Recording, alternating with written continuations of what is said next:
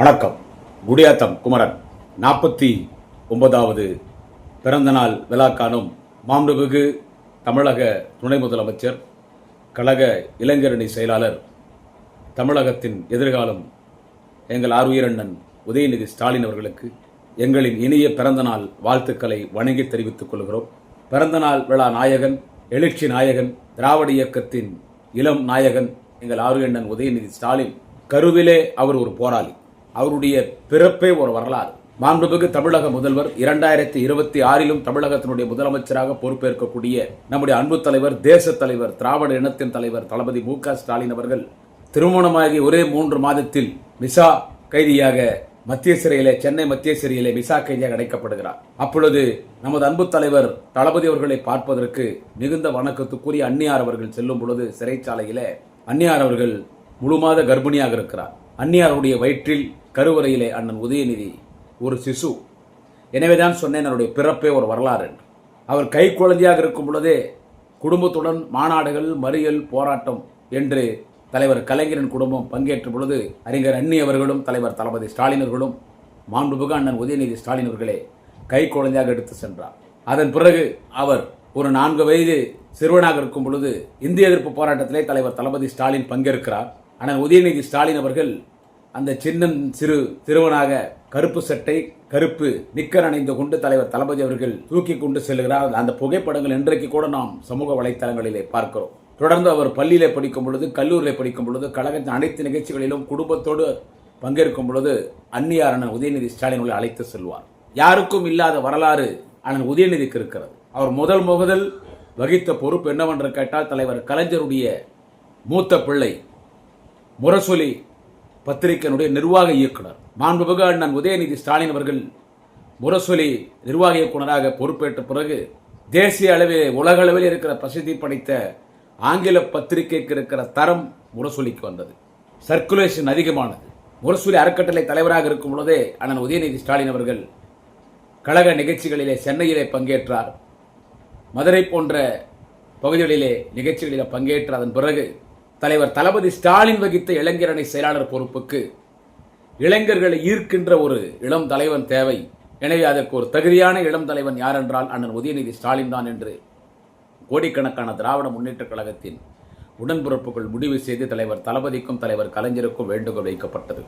அதன் பிறகு அண்ணன் உதயநிதி அவர்களுடைய அந்த பணியை பார்த்து, அவருடைய சுறுசுறுப்பை பார்த்து அவரை தலைமை கழகம் கழக இளைஞரணி செயலாளராக நியமித்தது. அண்ணன் உதயநிதி ஸ்டாலின் இளைஞரணி செயலாளராக பொறுப்பேற்ற பிறகு லட்சக்கணக்கான இளைஞர்கள், புதிய இளம் ரத்தம் திராவிட முன்னேற்ற கழகத்தில் இணைந்தார்கள். சிறப்பாக அண்ணன் உதயநிதி பணியாற்றினார். அவர் பேசும்பொழுது கலைஞரை பார்க்கலாம். உண்மையான அண்ணன் உதயநிதி அவர்களை கலைஞர் தான் சொல்வேன். ஒரு வாலிப கலைஞர், கலைஞராகவே அண்ணன் உதயநிதி இருக்கிறார். அண்ணன் உதயநிதியினுடைய பேச்சை விவரிக்க வேண்டும் என்று சொன்னால், மடம் திறந்த வெள்ளம் போல், குற்றால அருவி போல், வற்றாத ஜீவநதி போல், ஓயாத அலை போல் நற்றமிழிலே பேசக்கூடிய அண்ணன் உதயநிதி அவர்கள் சேப்பாக்கம் திருவல்லிக்கேணி தொகுதியிலே சட்டமன்ற உறுப்பினராக நின்று தமிழகத்தில் அதிகமான வாக்குகள் வித்தியாசத்தில் வாக்களித்து மக்களால் வாக்களித்து தேர்ந்தெடுக்கப்பட்டார். அவர் அமைச்சராக வர வேண்டும் என்று அனைத்து சட்டமன்ற உறுப்பினர்களும், கழக தோழர்களும், பொதுமக்களும் விரும்பிய காரணத்தால் விளையாட்டுத்துறைக்கு அமைச்சராக வருகிறார். இந்தியாவின் விளையாட்டு தலைநகரமாக தமிழகத்தை மாற்றி காட்டுகிறார். அதன் பிறகு அவர் துணை முதலமைச்சராக வர வேண்டும். இன்னும் 50 ஆண்டு காலம் தமிழகத்தையும் இயக்கத்தையும் வழிநடத்துவதற்கு நமக்கு கிடைத்திருக்கிற ஒரு நல்ல தலைவன் மாண்புமிகு அண்ணன் உதயநிதி ஸ்டாலின் என்று முடிவெடுத்து நமது மாண்புமிகு அண்ணன் உதயநிதி ஸ்டாலின் துணை முதலமைச்சராக பொறுப்பேற்றார். இந்தியாவை திரும்பி பார்க்க வைத்தார். நமது வரிப்புலி பட்டாளத்தின் வரலாற்று நாயகன், முறுக்கேர் இளைஞர்களின் போர்முகட்டு தலைவன், அன்பகத்தின் அண்ணன், அறிவாலயத்தின் இளவரசன், திராவிட இயக்கத்தின் 5ஆம் தலைமுறை, திராவிட இயக்கத்தின் குழந்தை அண்ணன் உதயநிதி ஸ்டாலின் துணை முதலமைச்சராக பொறுப்பேற்று சிறப்பாக பணியாற்றினார். யாருக்கும் இல்லாத ஒரு துணிச்சல் அண்ணன் உதயநிதி ஸ்டாலின் அவர்களுக்கு. சனாதனத்தை ஒழிப்பேன், டெங்கு கொசு போல் ஒழிப்பேன், மலேரியா கொசு போல் ஒழிப்பேன் என்று பேசினார். பல்வேறு பிரச்சனைகள் இந்தியா முழுவதும் பற்றி எறிந்தது.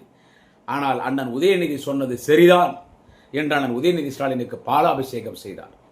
அப்படிப்பட்ட ஒரு மாபெரும் தலைவன், தலைவர் கலைஞரின் இதயத்தை இரவலாக பெற்றிருக்கிற வாழும் கலைஞராக, வாழும் பெரியாராக, வாழும் அண்ணாவாக, வாலிப கலைஞராக, வாலிப அண்ணாவாக, வாலிப பெரியாராக இன்று நம் இனத்திற்கே இளைய தளபதியாய், திராவிட இனத்திற்கே இளைய தளபதியாய் மாண்புமிகு அண்ணன் உதயநிதி ஸ்டாலின் திகழ்ந்து கொண்டிருக்கிறார். அவருடைய 49வது பிறந்தநாள் விழாவில் அவரை வாழ்த்துவோம். மாண்புமிகு அண்ணன் உதயநிதி ஸ்டாலின் அவர்களே, பல நூறாண்டு நீங்கள் வாழ வேண்டும்.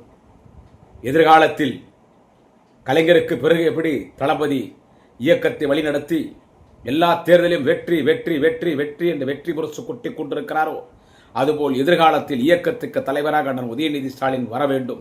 நம் தலைவர் தளபதி மு.க. ஸ்டாலின், தேச தலைவர் தளபதி, இந்த நாட்டின் முதலமைச்சர், எதிர்காலத்தில் கலைஞர் இருந்த இடத்தில், தளபதி இருந்த இடத்தில் அண்ணாவாக, கலைஞராக, தளபதி ஸ்டாலினாக நமது மாண்புமிகு அண்ணன் உதயநிதி ஸ்டாலின் எதிர்காலத்தில் தமிழ்நாட்டின் முதலமைச்சராக வர வேண்டும் என்ற ஒரு பிறந்தநாள் விழாவிலே வாழ்த்துவோம். வாழ்க நீங்கள் பல்லாண்டு, வாழ்க பல்லாண்டு.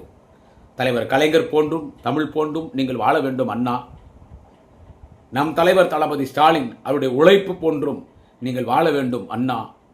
எங்கள் அண்ணா, உதய அண்ணா, நீங்கள் பல்லாண்டு வாழ்க. உங்களுக்கு என் இனிய பிறந்தநாள் வாழ்த்துக்களை தெரிவித்துக் கொள்கிறேன். நாளைய முதல்வர் எங்கள் அண்ணன் உதயநிதி ஸ்டாலின் அவர்களே, வாழ்க நீங்கள் பல்லாண்டு. நன்றி, வணக்கம். குடியாத்தம் குமரன்.